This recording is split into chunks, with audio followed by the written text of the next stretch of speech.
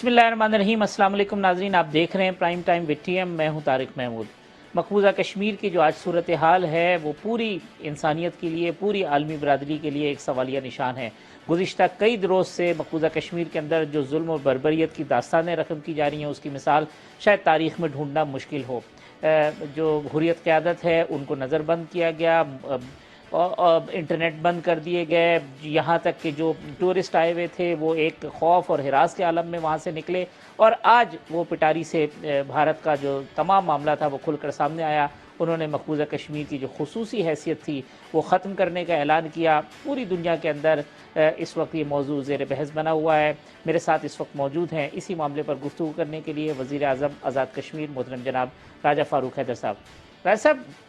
ये तवक्को की जा रही थी कि इस हद तक भी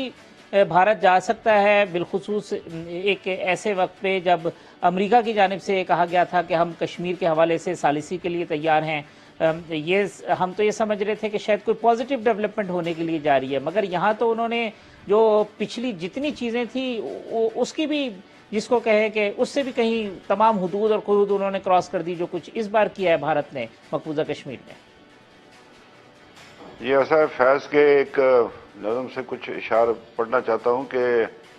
कत्लगाहों से चुनकर हमारे अलम और निकलेंगे शाह के काफिले। अपना गम था गवाही तेरे हुस्न की, दे कायम रहे इस गवाही पे हम। रियासत जम्मू कश्मीर का बच्चा बच्चा, मेरी बेटी, मेरे बेटियां, मेरे बुजुर्ग इस बात पर आज भी कायम है इंशाअल्लाह अज़ीज़ कि रियासत जम्मू कश्मीर के लोगों को हक मिल के रहेगा जो अक़वाम आलम ने उससे वादा किया था। वादा ये था कि वो आज़ादाना राय से अपनी मर्जी का इंतखाब करके अपने मुस्तकबिल का फैसला करे। अब बात जो आपने की है मुझसे वो ये है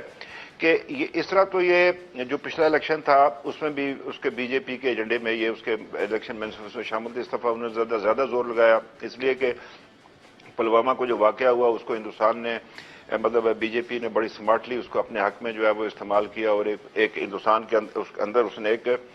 इंतहा पसंदों की एक बनाया, एक अपना वोट बैंक बनाया जिसका उसने फ़ायदा उठाया। उसने कांग्रेस और दीगर जमातों को शिकस्त दी। जो लोगों का ख्याल था कि शायद इस बार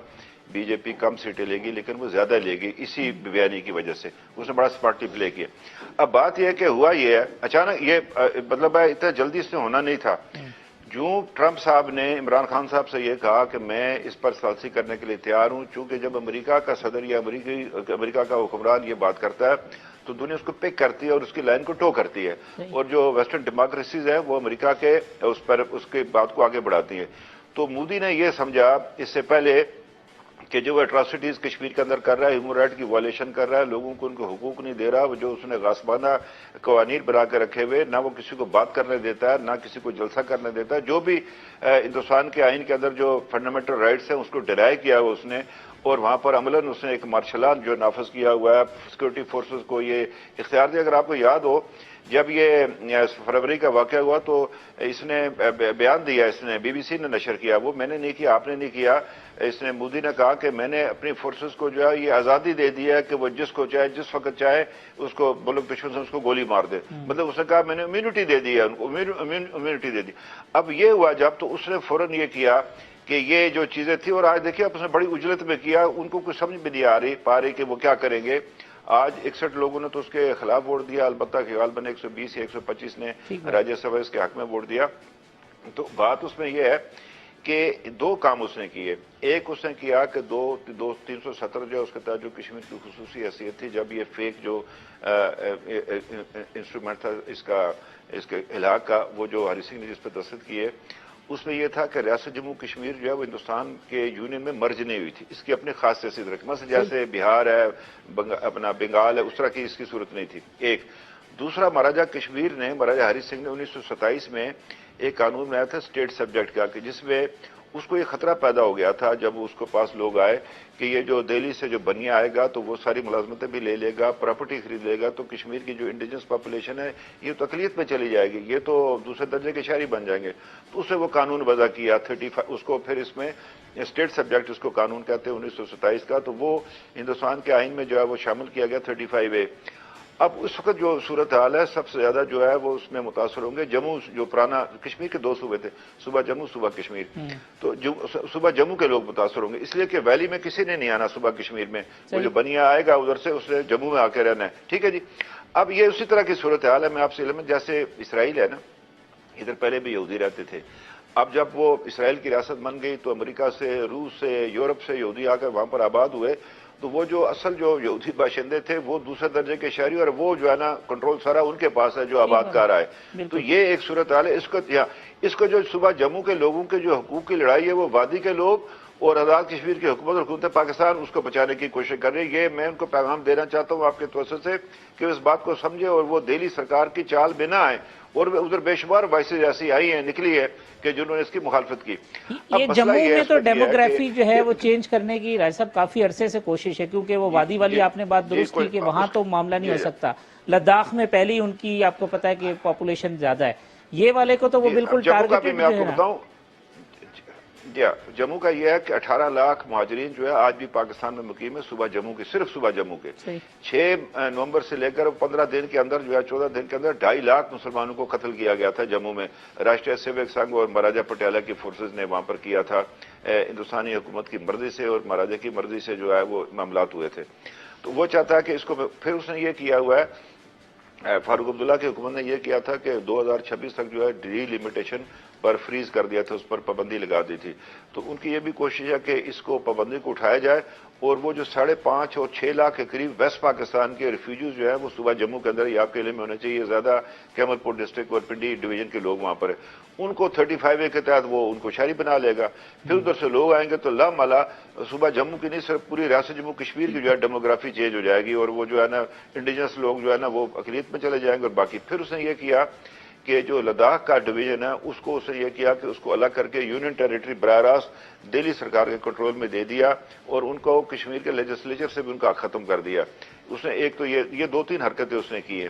لیکن میں آپ کو یہ بتانا چاہتا ہوں کہ یہ، اور اس کے لیے اس نے ایکسٹرا فورسز ڈالی، ہندوؤں کو یہ ڈرایا کہ بھائی مسلمان یہ کریں گے، وہ یاترا سے ان کو امرناتھ سے باہر کروایا، وہ ہندوستان کے اندر جو ہے اپنا جو اس کا ووٹ بینک ہے اس کو اپنے ساتھ رکھنا چاہتا ہے، جیسے اس نے پلوامہ میں فائدہ اٹھایا، اور اٹھایا اس نے بڑا سمارٹلی پلے کیا اس کو۔ اب جو اطلاعات ہمیں راجہ صاحب جو آ رہی ہیں یہاں پہ، جس طریقے کی ہیومن رائٹس وائلیشن وہ کر رہا ہے، وہ آپ کے پاس اس حوالے سے کیا اطلاعات ہے کہ جس طرح کرفیو نافذ کر دیا گیا، گرفتاریاں، دوبارہ فورسز کی تعداد بڑھا دی گئی، اس وقت سچویشن کیا ہے مقبوضہ کشمیر کی، کیا اطلاعات ہے؟ جی میں اسی طرف آ رہا ہوں، اس نے براہ راست تو کرفیو کا اعلان نہیں کیا، لیکن سیکشن 144 لگا کر کرفیو کی صورتحال اس نے پیدا کر دی۔ اس نے ایک تو حریت پسند رہنماؤں کو پکڑا، اور پھر ساتھ جو سابقہ چیف منسٹر تھے ان کو بھی اس نے جو ہے نا گرفتار کر لیا۔ اس کو جو ہے نا مقبوضہ جموں کشمیر سے تمام معلومات کی کمی ہے، لیکن جو کچھ لوگ وہاں سے ہندوستان جا کر وہاں سے کوئی معلومات دے رہے ہیں، وہاں پر انتہائی خوف و ہراس کی جو ہے فضا پیدا کی گئی ہے اس کے اندر، کشمیر کے اندر۔ میں آپ کو بتاؤں بات، بخدا آپ کو کہتا ہوں، کشمیر کا بچہ، بوڑھا، عورتیں، خواتین باہر نکلیں گی، اور ہندوستان ادھر جینوسائیڈ ہی کر سکتا ہے اور کسی طریقے سے نہیں کر سکتا، لیکن وہ جو ادھر کرے گا، ظالمانہ اقدامات کرے گا، وہ ایل او سی کو اس طرف نہیں جا کر رک جائیں گے، وہ سپل اوور ہوں گے آزاد کشمیر میں۔ جب آزاد کشمیر میں سپل اوور ہوں گے، میں بار بار یہ بات دہرا رہا ہوں، پھر دہراتا ہوں، اس پر پاکستان کا اثر پڑے گا، پاکستان پر، پھر جب پاکستان پر پڑے گا تو لامالا پھر یہ ہندوستان بھی بیچ میں آئے گا، اور اس میں یہ ہے کہ پھر یہ صرف کشمیر نہیں، اس پورے خطے کا، جنوبی ایشیا کا جو امن خطرے میں پڑ جائے گا۔ یاسین ملک کے حوالے سے کوئی اطلاعات آپ کے پاس ہیں؟ کیونکہ وہ میں وہ آ رہا ہوں، میں جی کر رہا ہوں، کل سے ایک اطلاع تھی، لیکن وہ زندہ ہے، لیکن اس کی صحت حالت بہت خراب ہے یاسین ملک کی، اور وہ جان بوجھ کر کو کر رہے، جیسے وہ یاسر عرفات کو انہوں نے مارا تھا، اس طریقے سے اس کو کر رہے، اس قسم کی سلو پوائزننگ یا سلو ڈیتھ کہ وہ مر جائے، اللہ اس کی صحت کو حفاظت کرے۔ کل میں نے اس کی ایک تصویر دیکھی تو پتہ چلا اس کی 80 سال عمر ہے اس کی، وہ تو نوجوان آدمی ہے، اللہ اس کو جو ہے وہ زندہ رکھے۔ اس کے ساتھ تقریباً 39 آدمی اور ہیں تہاڑ جیل میں قید ہے۔ یہ وہی جگہ جہاں پر شہید مقبول بٹ بھی مدفون ہے، اور شہید کیا نام ہے اپنا افضل گرو بھی مدفون ہے وہاں پر، اسی جیل کے اندر ان کی میتیں اسی جگہ انہوں نے دفنائی تھی جب ان کو پھانسیاں دے کر ہندوستان کی حکومت نے کیا تھا۔ تو 40 کے قریب لوگ ہیں، مسرت عالم صاحب ہیں، آسیہ اندرابی صاحب ہے، اس کے علاوہ شبیر شاہ صاحب ہے، پھر وٹالی صاحب ایک ہیں جن پر وہ منی لانڈرنگ کا الزام لگایا، ہائی کورٹ نے ان کو بری بھی کر دیا، لیکن سپریم کورٹ میں ان کی اپیل پڑھنے کے ان کو بھی گرفتار کر کے رکھا ہے۔ تو طرح طرح سے کشمیری لیڈرشپ کی کردار جو ہے کردار کشی بھی کر رہا ہے ہندوستان، وہاں پر مظالم بھی کر رہا ہے۔ تو اس وقت یہ ہے کہ جو میں سمجھتا ہوں کہ جو میری اطلاعات ہے، حکومت پاکستان نے ایک فیصلہ کیا، دلیرانہ فیصلہ کیا ہے کہ وہ سیکورٹی کونسل میں جا رہے ہیں۔ بات صرف یہ ہے یعنی بعض اقوام لوگ جو اس تھوڑے سے معاملے کو گھبراتے ہیں، ہم پاکستان تو اقوام متحدہ کی جو سلامتی کونسل ہے وہاں لے جا رہا ہے، آپ یہ جی کہہ رہے ہیں؟ سیکورٹی کو ہاں جی اس میں اٹھا گا جی لے جا رہا ہے جی جو اس نے اقدامات کیے بات یہ ابھی ہم ریزولوشن کی طرف جا رہے ہیں، اس کے حل کی طرف نہیں جا رہے، اس صورتحال کے بارے میں جا رہے ہیں جو اس نے پیدا کر دی ہے۔ ٹھیک ہے، اب بات یہ ہے کہ اس میں ہمیں ویسٹ کی سپورٹ وہ اس لیے مل سکتی ہے کہ پاکستان اس کو جو ہے وہ افغانستان کے اندر سے انخلا میں پوری مدد کر رہا ہے۔ اب لامالا جب اس کو ایسٹرن بارڈر پر پریشر پڑے گا تو پھر وہ اتنا نہیں ہے ہمارے پاس اپنے صلاحیت کے ہم دو طرف اپنے آپ کو اسٹریچ کر سکیں، تو پھر آپ کو ویسٹرن بارڈر چھوڑنا پڑے گا۔ جو اب ہندوستان چونکہ اس عمل سے اس کو باہر بیٹھا ہوا ہے، اسے آپ کو پتا ہے افغانستان نے بڑی سرمایہ کاری کی، اس کے بے جی جی شمار جی، وہاں پر جو ہے وہ ان کے قونصل خانے جہاں سے وہ پاکستان کے اندر جو تقریب کاری کرواتا ہے تو وہ اس کو باہر نکلا ہوا ہے، تو وہ کسی نہ کسی طریقے سے اس عمل کو بھی سبوٹاج کرانا چاہتا ہے، پاکستان کو بدنام کرانا چاہتا ہے، آپ کی اور عمران تاکہ خان صاحب امریکہ جو ہے سے پاکستانی جو گورنمنٹ ہے ان سے جو chief of G G army staff ہیں ان کے جی ساتھ جی جی ملاقاتیں رابطے ہوئے ہیں، اس پہ کیا ڈیولپمنٹ ہوئی ہے؟ جی میں عرض کروں آپ سے، سب سے پہلے میں کل صبح وزیر خارجہ سے ملا تھا، ان سے ساری بات کی تھی، تو میں ابھی گیا تھا برسلز گیا تھا، تو وہاں پہ جو ہے جو اقوام متحدہ کے جو انسانی حقوق کا کمیشن ہے اس کی دوسری رپورٹ بھی آ گئی ہے۔ جی پچھلے جو اس کے ہائی کمشنر تھے انہوں نے یہ کہا تھا کہ فیکٹ فائنڈنگ مشن بنا کر ہندوستان اور مقبوضہ کشمیر آزاد کشمیر میں بھیجا جائے، چونکہ ہندوستان نے اجازت نہیں دی تھی تو ہم نے بھی نہیں دی، لیکن اب ہم نے یہ فیصلہ کیا ہے کہ نہیں ان کو آنے دیں تاکہ وہ دیکھیں آزاد کشمیر کے اندر کیا صورت ہے، پھر اس پر انڈیا پر بھی لوگ پوچھیں گے جب وہ آنے دیتے تم کیوں نہیں اس کو آنے دیتے؟ بے شک وہ 370 ختم کر دیں، ہندوستان کا درونی معاملہ نہیں ہو سکتا۔ جو اس کا یو این کا جو چارٹر ہے اس کے اندر جو ان کی دفعہ 99 ہے اس کے اندر جو ہے اقوام متحدہ اگر کسی جگہ دو ممالک کے درمیان کوئی تنازع ہے، اس سے اگر اس تنازع کو بڑھنے کا خطرہ ہے، اس میں کوئی خطرناک صورتحال پیدا ہو، وہ خود بھی اس میں انٹروین کر سکتے ہیں۔ اور دوسری بات یہ ہے کہ یہ تو یو این کے ایجنڈے میں شامل ہے۔ ٹھیک، اب بات یہ کہ پاکستان اور ہندوستان دو سگریٹری ہیں، میری وہ گزارش سن لیں، سگریٹری ہیں یو این چارٹر کے بھی اور دونوں وہاں کے فریق ہیں، تو کوئی فریق نہ ہندوستان نہ پاکستان کوئی نہیں آلٹر کر سکتا مقبوضہ کشمیر کی صورتحال کو، یا پورے ریاست جموں کشمیر کو کوئی کہہ دے جی یہ میرا حصہ ہے، وہ کہہ دے وہ میرا حصہ ہے، وہ فلاں حصہ ہے، صحیح۔ تو یہ ابھی ایجنڈا اس میں ایجنڈے میں موجود ہے۔ جی یہ فیکٹ فائنڈنگ جو تو مشن یہ آپ اس جس کو کی بات کر رہے ہیں اس کے فیصلہ ہو گیا کہ ہم ان کو الاؤ کر رہے ہیں؟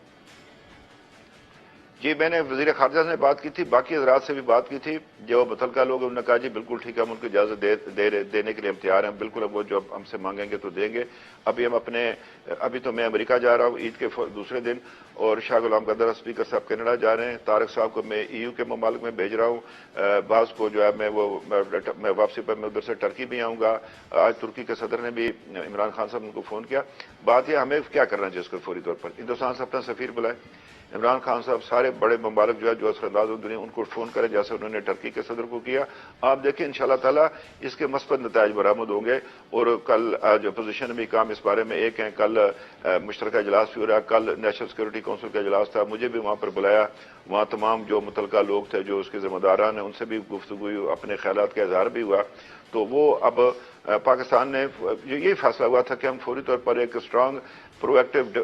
جو ہے نا ڈپلومیٹک افینسو لانچ کرے، ٹھیک، تو اسی کے تحت مجھے یقین ہے کہ بہت جلدی 2-3 دن کے اندر ہم شاید سیکورٹی کونسل میں بھی چلے جائیں گے، اور بھی ہم آپشن دیکھ رہے ہیں کیا انٹرنیشنل کورٹ آف جسٹس میں جا سکتے ہیں، نہیں جا سکتے، کس فورم میں جانا ہے، مجھے اس طرح بے شمار فورم یہی ہے یو این آخری کے۔ بات میں پوچھنا چاہوں گا کہ یہ جو انٹرنیشنل کورٹ آف جسٹس والا معاملہ ہے اس پہ بھی غور ہو رہا ہے کہ پاکستان عالمی عدالت انصاف سے رجوع کرے مقبوضہ کشمیر کی صورتحال کے جی حوالے سے؟ بالکل جی، لیکن اس میں یہ ہے کہ دونوں فریقوں کی رضامندی ضروری ہے، اگر ہم رضامندی ہندوستان نہ جائے تو پھر شاید وہ نہیں ہو پائے گا۔ کلبھوشن کے معاملے میں یہ ہوا تھا کہ وہ دونوں اس پر تیار تھے۔ بہرحال اس کے علاوہ بے شمار فورم ہے یو این کے جہاں پر ان کی کمیٹیز ہیں جہاں پر ہم جا سکتے ہیں، اس حوالے سے کوئی ہمیں فورمز کی کمی نہیں ہے پاکستان کو، اور پاکستان کا کیس بڑا مضبوط ہے اللہ کے فضل و کرم سے، کشمیریوں کا کیس بڑا مضبوط ہے۔ میں آپ کو دعوے سے کہتا ہوں کوئی کشمیری ہندوستان کا جموں کشمیر پورا، میں صرف وادی کی بات نہیں کر رہا، پورا جموں اللہ کے فضل و کرم سے کشمیر کی ہسٹری رہی ہے وہ یونٹی ان ڈائیورسٹی، اس میں کوئی تخصیص نہیں ہے اس کے ہندو مسلمان کی، سارے ریاست جموں کشمیر کے باشندے وہ بدھ ہو یا کوئی ہو، ہندوستان کے عزائم کو لوگ سمجھتے ہیں۔ میں آپ کو ایک بات بتاؤں، ہندوستان اپنے آپ کو اس علاقے میں برٹش راج کا سکسیسر سمجھتا ہے، ٹھیک، اور وہ ایک اپنے آپ کو ابھرتی کلونیل اور ملٹری اور اکنامک پاور سمجھتا ہے، تو پاکستان اس کے راستے میں رکاوٹ ہے اور کشمیر اس کے راستے میں رکاوٹ ہے۔ انشاءاللہ تعالیٰ یہ کام ختم ہوگا، اور میں آپ کو یقین دلاتا ہوں، واللہ میرا جو اپنا ادراک ہے سوچنے کا کہ اس واقعے سے کے بعد ہندوستان اپنی اصل شکل برقرار نہیں رکھ پائے گا 5-10 سال میں۔ ہندوستان کے اندر سے جو ہے نا جیسے سوویت یونین گیا تھا، ساؤتھ نہیں رہنا چاہتا نارتھ کے ساتھ، ایسٹ نہیں رہنا چاہتا نارتھ کے ساتھ، یہ جو انتہا پسند لوگ ہیں، تو ٹھیک، یہ ہندوستان نے اپنی پاؤں پر خود کلاڑی ماری ہے جی۔ راجہ صاحب بہت شکریہ آپ نیوز ون کو وقت دینے کا، اور بہت امپورٹنٹ بات وزیر اعظم آزاد کشمیر نے بتائی کہ پاکستان نے مقبوضہ کشمیر کی یہ جو معاملہ ہے، یہ صورتحال ہے، اس کو اقوام متحدہ کی سلامتی کونسل میں اٹھانے کا فیصلہ کر لیا۔ اور دوسری امپورٹنٹ بات جو انہوں نے بتائی کہ جو فیکٹ فائنڈنگ مشن ہیں پاکستان، اس کو بھی آزاد کشمیر کے اندر ایکسس دینے کے اوپر تیار ہو گیا۔ بہت امپورٹنٹ ڈیولپمنٹ تھی۔ وزیر اعظم آزاد کشمیر راجہ فاروق حیدر صاحب کی گفتگو آپ نے سنی۔ ایک وقفہ لے لیتے ہیں، وقفے کے بعد جب واپس آتے ہیں تو ہم کوشش کریں گے کہ کشمیر کمیٹی کے چیئرمین محترم جناب فخر امام صاحب سے گفتگو کریں اور جماعت اسلامی کے امیر محترم جناب سراج الحق صاحب سے اسی معاملے کے اوپر گفتگو کریں۔ ایک وقفہ۔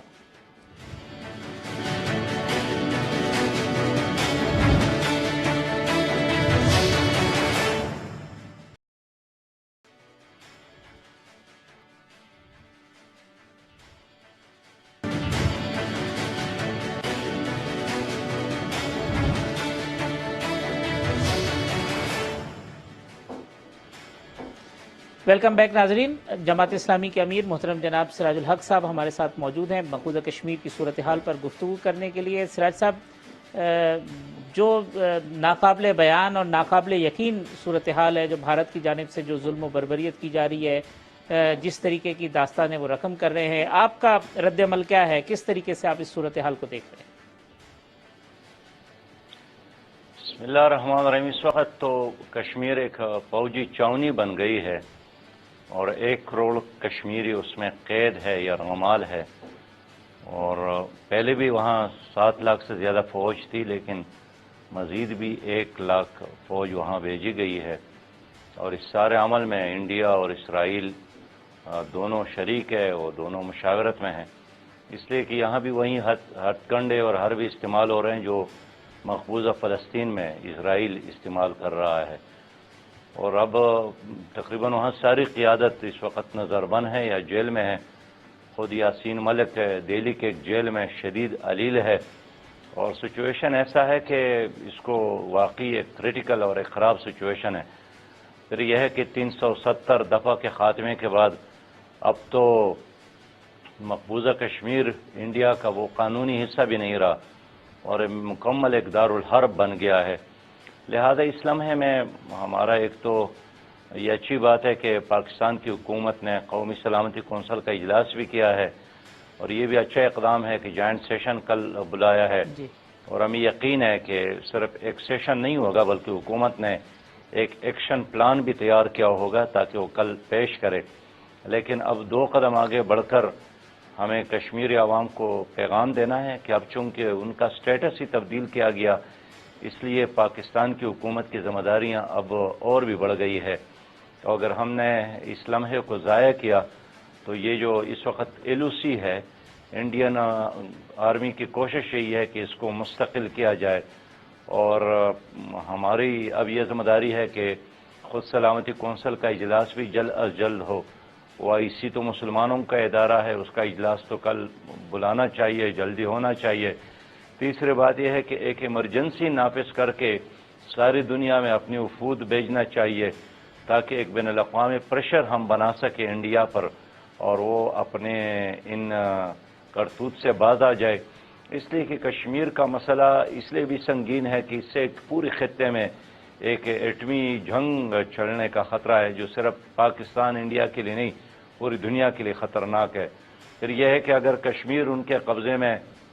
ہمیشہ کے لیے چلا جاتا ہے تو آپ یقین کریں آپ کا پنجاب تو ایک ریگستان اور صحرا بن جائے گا، آپ کو ایک قطرہ پانی نہیں ملے گا اور یہاں کے لوگ پھر ہجرت کرنے پر مجبور ہو جائیں گے۔ تو یہ کوئی معمولی مسئلہ نہیں ہے، نہ بارڈر کا ایشو ہے، نہ کوئی ایک جزوی مسئلہ ہے، پاکستان کی بقا کا اور زندگی اور موت کا مسئلہ ہے۔ میں سمجھتا ہوں کہ یہی لمحہ ہے کہ تمام سیاسی اختلافات کو ایک طرف رکھ کر پورے زور، پوری جوش، پوری دلیری اور بہادری کے ساتھ انڈیا کا مقابلہ کیا جائے۔ سراج صاحب، یہ وزیر اعظم عمران خان صاحب امریکہ تشریف لے گئے تھے، ٹرمپ صاحب نے کہا کہ جی وہ ثالثی کر رہے ہیں،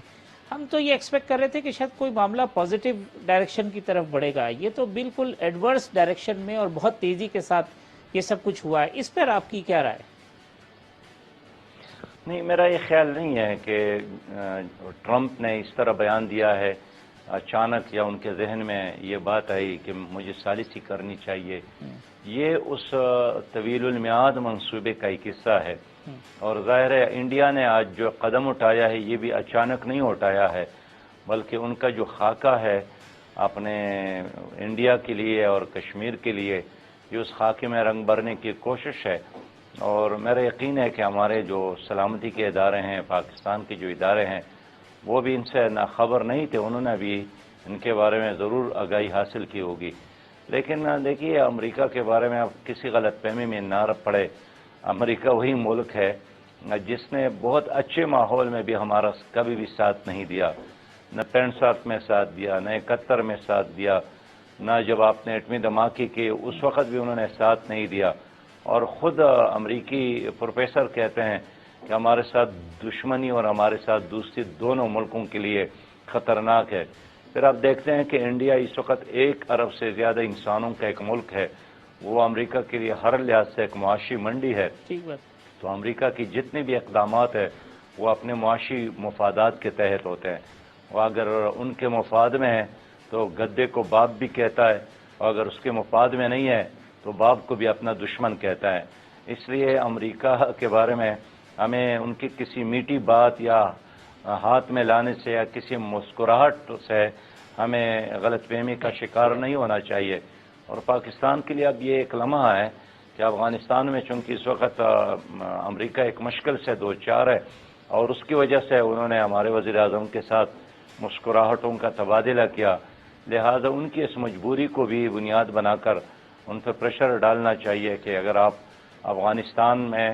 اپنے امن کی کوششوں کو مچور دیکھنا چاہتے ہیں اور وہاں سے کامیابی کے ساتھ نکلنا چاہتے ہیں تو آپ کے لیے ایک ہی راستہ ہے کہ کشمیر میں وہ پاکستان کی اس اصولی موقف کو اور اقوام متحدہ کے قراردادوں پر مبنی موقف کو سپورٹ کرے، جو آلریڈی بین الاقوامی دنیا کی ایک ذمہ داری ہے کہ اقوام متحدہ کے قراردادوں کو عملی رنگ دیا جائے۔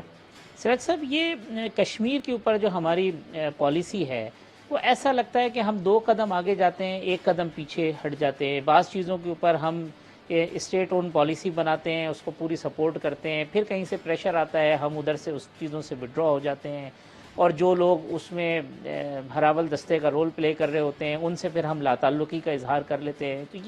یہ کانسٹنٹ معاملہ اور یہ کنٹینیوس معاملہ نہ ہونے کی وجہ سے بھی کشمیر کوز کو نقصان پہنچا ہے۔ تو مجھے اچھی طرح سے یاد ہے کہ مجھے یاسین ملک صاحب نے ایک کہا کہ مقبوضہ جو کشمیر کی جو جد و جہد آزادی ہے وہ کوئی الیکٹرک کا بٹن نہیں ہے جسے جب چاہے آن کر دیں اور جب چاہے آف کر دیں۔ یہ یاسین ملک نے بالکل صحیح بات کی ہے، اور مقبوضہ کشمیر کے عوام پاکستان سے بے انتہا محبت رکھتے ہیں، پاکستان کے لیے انہوں نے قربانی دی ہے، مرتے وقت وصیت کر جاتے ہیں، مرتے وقت یہ نعرہ لگاتے ہیں کہ میں پاکستانی ہوں، پاکستان ہمارا ہے۔ لیکن ان تمام محبتوں کے باوجود وہ حکومتوں کے پالیسی سے نالا اور پریشان اور مایوس ہوتے ہیں، اس لیے کہ یہ ہمیشہ ان کو برے وقت میں اکیلا چھوڑ لیتے ہیں۔ پہلے تو یہ بھی ایک الزام تھا کہ باہر سے لوگ آتے ہیں اور مقبوضہ کشمیر میں ہلچل مچاتے ہیں، لیکن اب تو خود انڈیا نے وہاں ایک کانٹا دار تار بچھائی ہے، اور جب یہ باڑ لگا رہے تھے تو ہماری پاکستان کی گورنمنٹ اس کو دیکھ رہے تھے اور تماشا کر رہے تھے، لیکن انہوں نے بہرحال LOC کو اپنی طرف سے محفوظ بنانے کی کوشش کی، جو کسی لحاظ سے پاکستان کے حق میں نہیں تھا۔ لیکن اب جو تحریک ہے تو بالکل وہاں اسکول کے بچوں کا ہے، کالج کے نوجوانوں کا ہے، ماؤں بہنوں اور بیٹیوں کا ہے، اور پوری طرح وہاں کے نوجوان اس میں شریک ہے۔ گزشتہ قلیل عرصے میں 5 PhD ڈاکٹر شہید ہو گئے، تو 7 سال کا بچہ بھی احتجاج پر ہے، اور 75 سال کا ایک بوڑھا بھی ہاتھ میں پتھر لیے مقابلہ کر رہا ہے اور مرنے کے لیے تیار ہے۔ تو ہم خود یہی اعتراف کرتے ہیں کہ ہماری حکومتوں نے اپنی ذمہ داریاں نہیں پوری کی، اگر یہ پورا کر لیتے تو آج سچویشن اتنا خراب نہ ہوتا اور کشمیر کے مسئلے کا ایک بہتر حل نکل آتا۔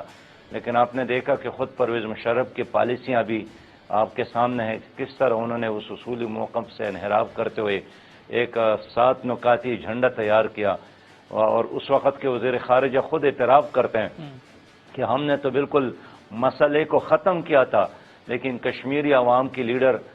سید علی گیلانی نے رنگ میں بھنگ ڈالا اور اس نے ہماری اس پروگرام کو ناکام بنایا۔ اس کا مطلب یہی ہے کہ پاکستان کی حکومتوں نے ماضی میں بھی جو کیے ہیں وہ مقبوضہ کشمیر کے عوام کی خواہشات کے مطابق نہیں تھے تبھی تو انہوں نے مخالفت کی ہے، لیکن اب حالات کا تقاضا ہے کہ حکومت اور تمام سیاسی لیڈر، سیاسی جماعتیں اور 22 کروڑ عوام ایک پیج پر ہو اور کشمیریوں کو پیغام یہی دے دے کہ ہم کشمیر کے ہیں اور کشمیر ہمارا ہے، اور ہمیں جدا کرنا، ہمیں تقسیم کرنا، یہ ہمیں قبول کسی بھی صورت میں نہیں ہے۔ اس وقت انڈین گورنمنٹ نے خود کشمیر کو بھی 2 حصوں میں تقسیم کیا ہے، ایک وادی ہے جموں اور کشمیر ہے، اس کو ریاست کا حصہ بنایا باقاعدہ، وہاں بھی ایک اسمبلی بنے گی اس کے مرضی کے مطابق، اور یہ لداخ کا علاقہ اس نے ایک فیڈرل ایریا ڈکلیئر کیا جو صدر ڈیل کرے گا۔ لیکن اسی طرح کشمیر کو جو وحدت ہے اگر تقسیم ہوتا ہے تو اس سے بھی کشمیریوں کو بہت بڑا نقصان پہنچے گا۔ تو ہمیں اپنے OIC کو، سلامتی کونسل کو اور تمام دنیا کے ہر باضمیر انسان کو اور بشری حقوق کی تمام تنظیمات کو اور جمہوری لوگوں کو اپنے ساتھ ملانا چاہیے اور ایک زبردست پریشر ڈیولپ کرنا چاہیے کہ اگر دنیا نے ہمارا ساتھ نہیں دیا تو اس خطے میں ایک ایٹمی جنگ کا خطرہ ہے، اس لیے کہ اگر انہوں نے پھر حملہ کیا ظاہر ہے وہ تو آگے بڑھ رہے ہیں، تو پاکستان بھی خاموش نہیں رہے گا تو اس کا نقصان تو ساری دنیا کو ہو سکتا ہے۔ لہذا یہی وقت ہے کہ ہم وقت ضائع کیے بغیر ایک مہم شروع کر لے اور دنیا کے مہذب اقوام کو اپنی پشت پہ کھڑا کرنے اور کشمیریوں کو سپورٹ کرنے کے لیے کام کریں۔ سراج صاحب، مجھے آخر میں یہ بتا دیجیے گا کہ ایک ذمہ داری تو حکومت کی ہے جو حکومت نے ادا کرے گی، جو سفارتی محاذ کے اوپر وہ ایکٹیویٹی کر رہے ہیں۔ ابھی وزیر اعظم آزاد کشمیر صاحب اسی پروگرام میں انہوں نے کہا کہ پاکستان اس معاملے کو اقوام متحدہ کی سلامتی کونسل میں بھی لے جا رہا ہے، یہ فیصلہ بھی ہوا ہے۔ لیکن جماعت اسلامی کا کشمیر کے ساتھ، کشمیر کوز کے ساتھ بڑا قریبی گہرا تعلق رہا ہے۔ جماعت اسلامی نے کیا طے کیا ہے؟ آپ کا لائے عمل کیا ہے؟ As a political party Jamaat Islami اس صورتحال کے حوالے سے کیا ایکٹیویٹی کرنے جا رہی ہے؟ دیکھیے، جماعت اسلامی پاکستان سے علیحدہ کوئی چیز نہیں ہے اور ہم بھی 22 کروڑ عوام کا ایک حصہ ہے، اس لیے ہم چاہتے ہیں کہ تمام سیاسی جماعتوں کو ہم اس کاز میں شریک کر لیں اور مل کر چلے۔ لیکن اتنا ضرور کہوں گا کہ اس وقت مقبوضہ کشمیر میں جماعت اسلامی کا جو امیر ہے وہ جیل میں ہے، ہمارے ہزار کارکنان جیل میں ہیں، وہاں ہمارے دفاتر سیل کیے گئے ہیں، وہاں ہمارے جو سکولز تھے اس کو بند کیا گیا ہے، ہاسپٹل تھے اس کو بھی بند کیا ہے، اور انڈین آرمی سمجھتی ہے کہ جو آزادی کے نعرے بلند ہو رہے ہیں اس کے پیچھے جماعت اسلامی کا ہاتھ ہے، اور یہی وجہ ہے کہ انہوں نے سب سے پہلے مقبوضہ کشمیر کی جماعت اسلامی پر ہاتھ ڈالا ہے۔ کل بھی میں نے تقریباً 20 ممالک کے اوورسیز پاکستانیوں کو بلایا تھا منصورہ میں، 3 دن ہمارے ساتھ رہے، اس کو بھی ہم نے ٹاسک دیا کہ آپ جا کر دنیا بھر کی جہاں جہاں آپ ہے وہاں کے لوکل لوگوں کو اور پاکستانی کمیونٹی کو کشمیر کے حوالے سے بیدار کرے۔ اس طرح ہم نے آئندہ مہینے فیصلہ کیا ہے کہ ہم خود جماعت اسلامی کے تحت ایک بین الاقوامی کانفرنس اسلام آباد میں بلا رہے ہیں، جس میں دنیا بھر کے لوگوں کو ہم بلا رہے ہیں کہ یہ مسئلہ ہائی لائٹ ہو۔ پھر یہ ہے کہ اگر حکومت اس طرف کوئی قدم اٹھاتی ہے تو ہم سیاسی اختلافات ایک طرف پھینک کر اس میں ہم ساتھ دے رہے ہیں۔ باقی یہاں جتنے بھی کشمیر کے لوگ آئے ہیں، مہاجر ہے، تکلیف میں ہیں، ان کا ساتھ دینا، مقبوضہ کشمیر کے عوام کے ساتھ الحمدللہ ہمارا ایک انٹریکشن ہے اور ہر دن ان کے فون آتے ہیں، وہاں کے سچویشن سے ہم اپنے آپ کو آگاہ رکھتے ہیں۔ لیکن ظاہر ہے سب کچھ کے باوجود ہم ایک ریاست یا ایک حکومت نہیں ہے، ہم ایک پولیٹیکل پارٹی ہے اور ہم اپنی صلاحیت کے مطابق جا رہے ہیں، لیکن بنیادی ذمہ داری تو حکومت کی ہے۔ کل بھی جماعت اسلامی نے اور آج بھی اعلان کیا ہے کہ آئندہ تمام شہروں میں آزاد کشمیر سمیت ہم احتجاج کر رہے ہیں، یکجہتی کا اظہار کر رہے ہیں، اور یہ صرف آزاد کشمیر اور پاکستان کے شہروں میں نہیں، دنیا بھر میں جہاں جہاں کشمیری موجود ہے، پاکستانی موجود ہے اور ہمارے برانچز ہیں، ہمارے حلقے ہیں، تو وہاں بھی ہم اس احتجاج کو منظم کر رہے ہیں تاکہ مشرق سے مغرب اور جنوب سے شمال تک پوری دنیا میں کشمیریوں کے ساتھ یکجہتی کا اظہار ہو۔ بہت شکریہ امیر جماعت اسلامی سراج الحق صاحب کی گفتگو آپ سن رہے تھے۔ ایک وقفہ لیتے ہیں، وقفے کے بعد آئیں گے تو کشمیر کمیٹی کے چیئرمین فخر امام صاحب سے بھی ان کا موقف جانیں گے۔ ایک مختصر سے وقفہ، پھر پروگرام کو کنکلوڈ کریں گے فخر امام صاحب کی گفتگو پر۔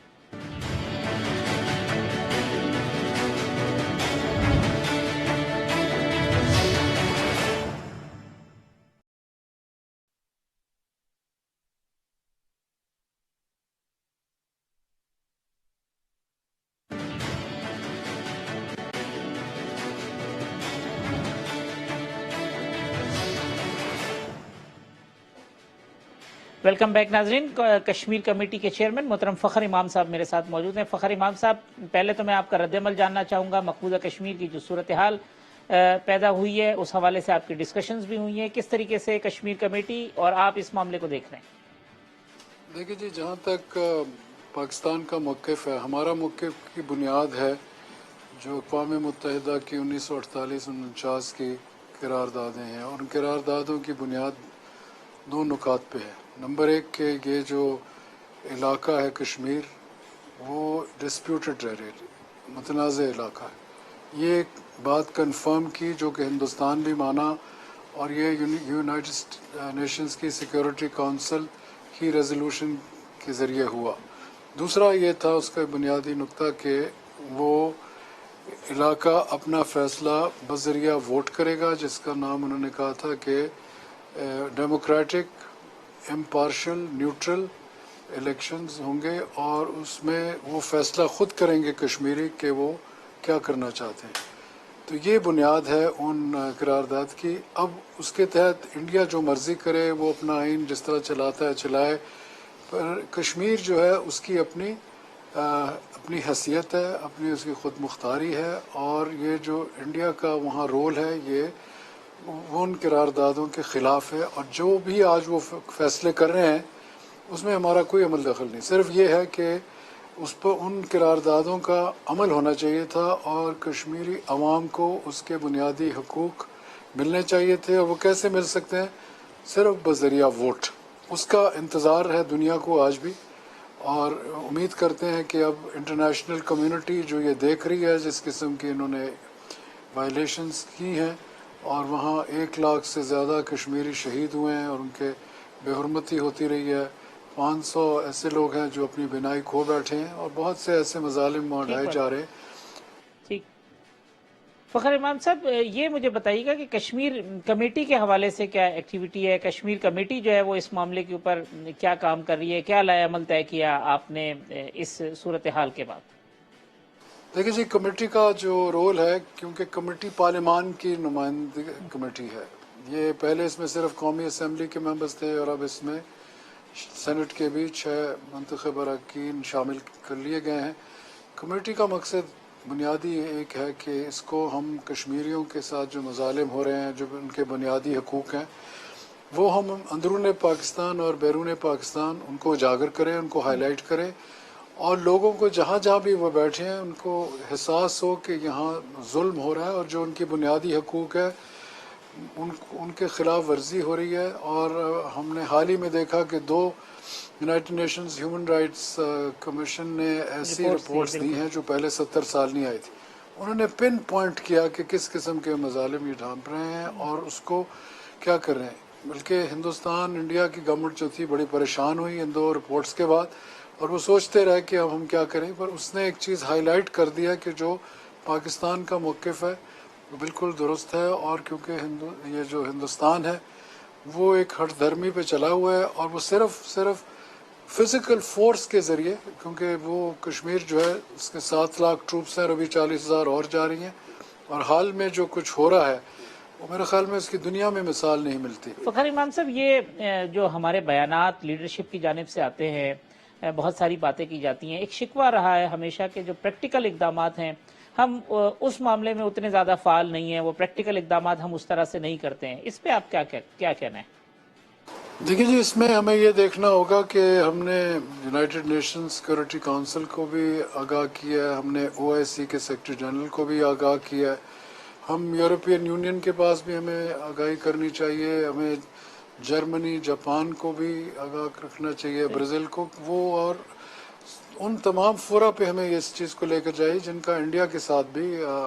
तिजारत है, उनके साथ उनके रवाबत हैं और हमारे भी हैं।